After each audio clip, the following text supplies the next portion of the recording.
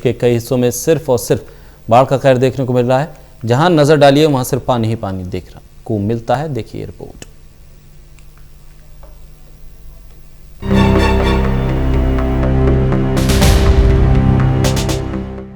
जल ही जीवन है और यही जल जब जान लेने पर उतारू हो जाए तो कोई क्या करे। पानी जिंदगी देता है, लेकिन अब यही पानी जान का दुश्मन बन बैठा है और ये दुश्मन यानी इस पानी ने देश के कई हिस्सों में तबाही मचा रखी है। बारिश और बाढ़ ने देश के कई सूबों में हाहाकार मचा दिया है। इस तबाही का नजारा आप तस्वीरों में देख सकते हैं, जिसमें सड़कों से लेकर घर तक पानी में डूबे हुए नजर आ रहे हैं। पहाड़ से लेकर मैदान तक आसमान से आफत बरस रही है। सबसे बुरा हाल असम का है, जहां 84 से ज्यादा लोगों की बारिश के कारण मौत हो चुकी है। देश का बड़ा हिस्सा आसमानी आफत से त्राहिमाम कर रहा है। घरों से लेकर दुकानें तक जलमग्न हो गई हैं। नदियां अपनी सीमाएं तोड़कर शहरों में घुस आई हैं। आज स्थिति है इस शहर का कि इतना नरकीय हो गया है, इतना नरकीय हो गया है, जिसका वर्णन करना कहीं से हम लोगों को समझ में नहीं आ रहा कि कहां से इसको उठाए। बहुत ही बेहाल स्थिति है। ठीक है, प्राकृति आपदा है, कोरोना है, महामारी है, बारिश है, लेकिन आखिरकार सरकार जो ढिढोरा पीट रही है, जो व्यवस्था की बात कर रही है, जमीनी सच्चाई तो आप देख रहे हैं कि मेरे जैसे व्यक्ति का घर इस मोहल्ले में सबसे ऊंचे जगहों पर है, लेकिन मेरे घर में भी पानी है। यही तो स्मार्ट सिटी है। काफ़ी निंदनीय स्थिति है। जिलाधिकारी से लेकर नगर निगम तो फिल्म फेल है। ये तस्वीरें खुद आपको अपनी दुख भरी दास्तां बयां कर रही हैं। कैसे लोग इस बाढ़ के प्रकोप को झेलने के लिए मजबूर हैं। इस माँ की गोद में ये बच्चा शायद ही इन हालातों को समझ पाए कि उसकी माँ आधे से ज्यादा पानी में डूब गई है और उसको अपनी गोद में लिए खड़ी है।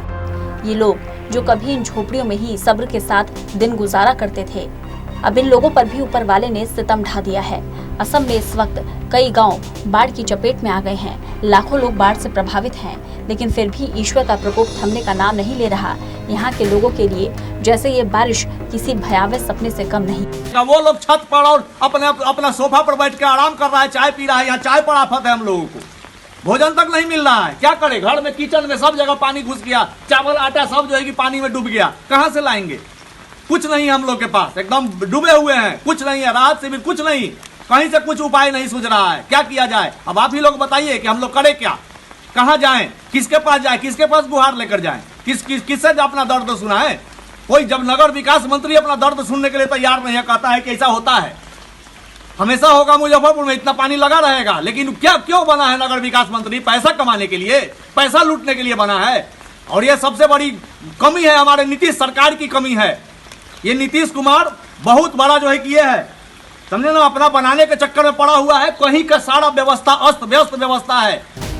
वही बात अगर बिहार की करें तो नेपाल में हो रही भारी बारिश बिहार के लिए काल बन गई है। बिहार में भी बाढ़ का विकराल रूप देखने को मिल रहा है।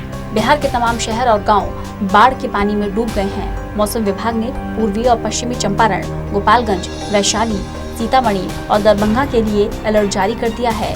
यहाँ पर नदियाँ उफान पर हैं। बागमती नदी और गंडक नदी में पानी का स्तर और खतरनाक ढंग से बढ़ सकता है। इसी को देखते हुए निचले इलाकों में रहने वाले लोगों को ऊंचाई वाली जगह जाने को कहा गया है।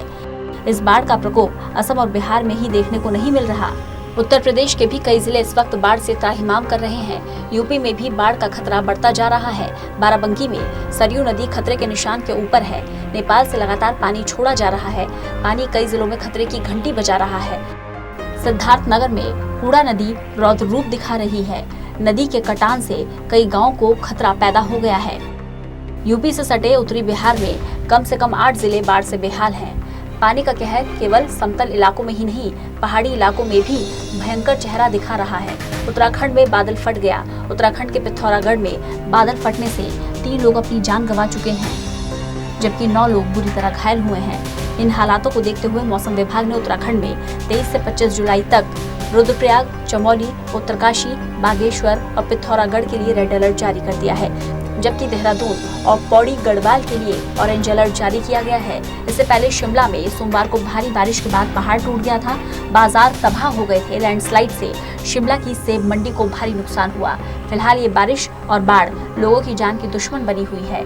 एक तरफ कोरोना, दूसरी तरफ ये बाढ़। ऐसा लगता है जैसे भगवान अब आंखों पर पट्टी बांधकर और कानों में रुई डालकर बेफिक्र होकर बैठ गया है। शायद यही वजह है कि अब उस ईश्वर को भी लोगों का ये दर्द दिखाई नहीं दे रहा, ना ही उनकी चीख पुकार सुनाई दे रही है। Special desk, total news.